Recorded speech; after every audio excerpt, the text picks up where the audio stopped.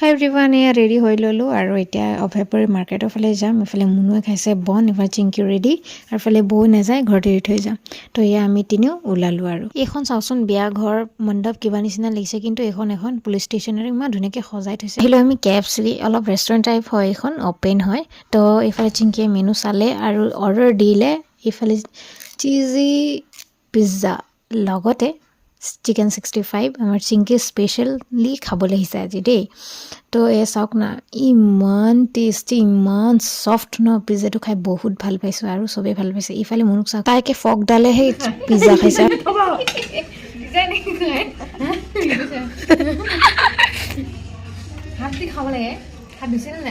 ইফালে আমাৰ চিংকিও খুচ চিকেন খাবলৈ পায় আৰু ইফালে আমি গৈ আছোঁ এতিয়া মাৰ্ট এটালৈ বাচ্চাৰ কিবা বস্তু ল'ব আছিলে চিংকিৰো ল'বলৈ আছিল আৰু এই মাৰ্টটোত